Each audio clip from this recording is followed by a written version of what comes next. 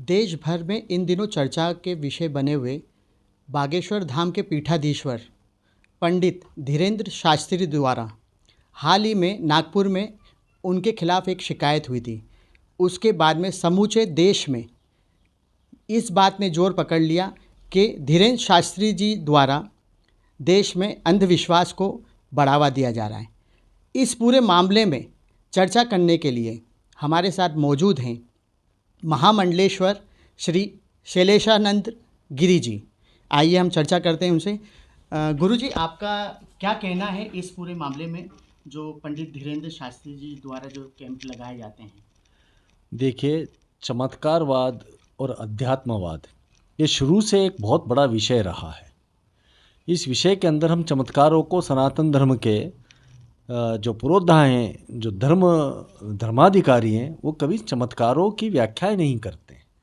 किंतु जहाँ तक धीरेन्द्र शास्त्री जी का सवाल उठता है तो कुछ सवाल हमें खुद ने खोजने होंगे।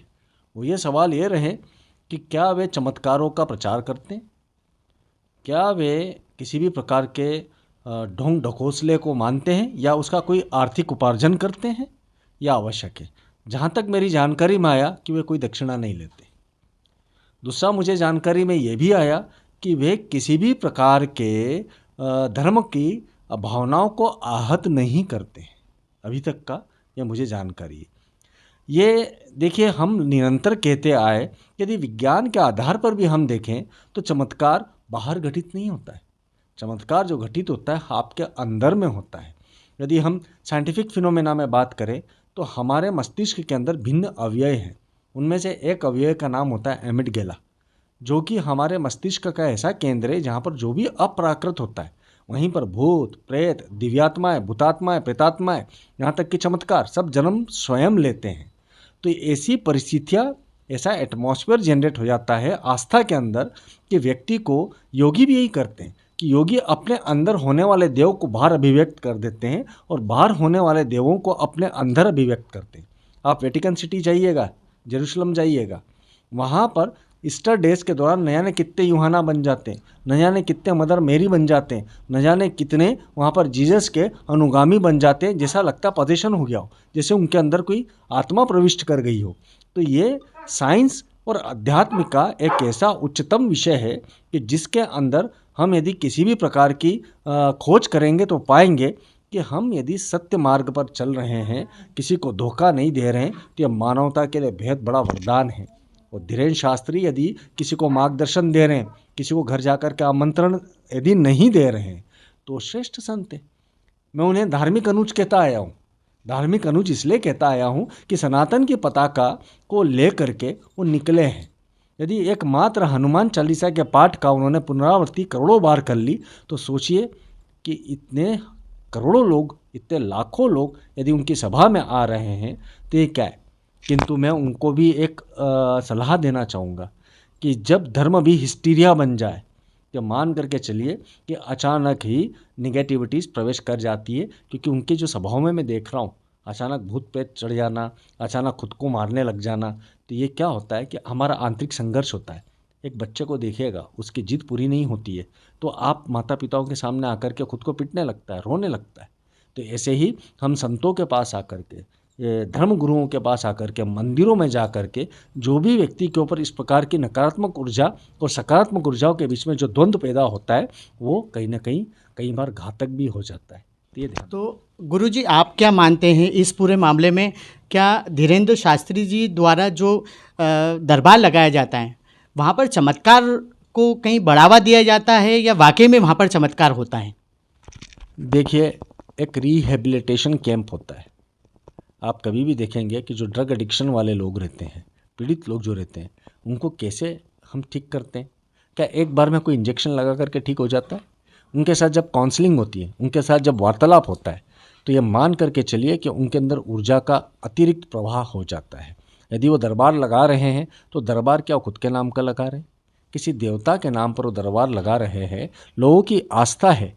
और बजरंग तो हमारे सनातन के पुरोधा हैं, उच्चतम देव हैं।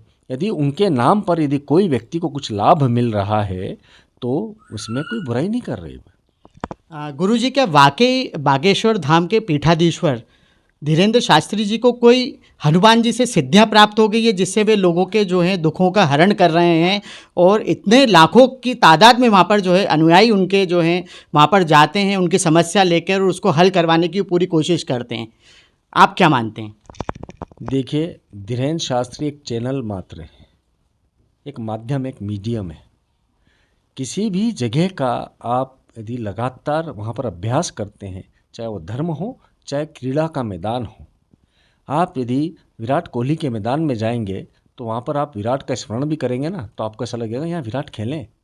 यहाँ पर विराट की जो स्ट्राइकिंग एबिलिटीज़ हैं, बैटिंग की एबिलिटी है, वो हमारे अंदर आनी चाहिए। तो हम हमारे आइडियल पर्सन को ढूंढते हैं, मानव मस्तिष्क का टेंडेंसी है। तो यदि उनके अंदर कहीं ना कहीं कुछ योग्यता नहीं होती तो इतने लोग लाभान्वित नहीं होते, और यदि उसका कोई दुरुपयोग होता तो निश्चय ही हजारों मामले भी सामने आते। भारत तार्किकों का देश है। यहाँ पर आदि गुरु शंकराचार्य से लेकर के तो अनेकानेक सिद्ध आए। हम हिमालयन सिद्ध परंपरा के संत हैं। हमारे इसमें समाधि विज्ञान होता है। इसके ऊपर भी सवाल उठे थे कि 72 घंटे तक कोई बिना खाए पिए एक गड्ढे के अंदर कैसे रह सकता है। तो वो विज्ञान के लिए तो असंभव था, किंतु हमारे गुरु ने भी उनको करके दिखाया, हम लोगों को भी प्रशिक्षित किया। वो कैसे किया होगा, हम इसे चमत्कार के रूप में ही बखान करते। अंतर सिर्फ इतना देखना है, कहीं धीरेन्द्र जिनको मैंने बोला धार्मिक अनुज है, कहीं भी उनका कोई भी शिष्य, अनुगामी, अनुयायी उसको चमत्कार के रूप में प्रसारित न करें। या हम भारतीयों के अंदर, सनातनियों के अंदर एक नैसर्गिक क्षमताएं हैं कि जो संपूर्ण विश्व के पास तर्क नहीं मिलेगा वो हम करके दिखाते, वो लगातार करके दिखाते। एक छोटा सा उदाहरण मैं आपको देना चाहूँगा। नरसिंह स्वामी एक संत हुआ करते थे। आधुनिक भारत के इतिहास की बात कर रहा हूँ। कलकत्ता के स्टेडियम के अंदर अंग्रेज राज्य के दौरान उन्होंने चुनौती दी कि दुनिया का कोई सा भी विष हो मुझे दे दिया जाए और मैं मरूंगा नहीं। यह आधुनिक भारत के इतिहास के अंदर दर्ज है। उन्होंने सारा विष जो ग्रहण किया, आँख बंद करके बैठे और उसका नियत समय था 42-45 मिनट जो भी रहा होगा, उन्होंने पूरा करा। पूरा करने के बाद उन्होंने मोली करी, धोली करी, वो साथ में वमन क्रिया करी और उसके बाद में हंसते हुए वापस बाहर आ गए।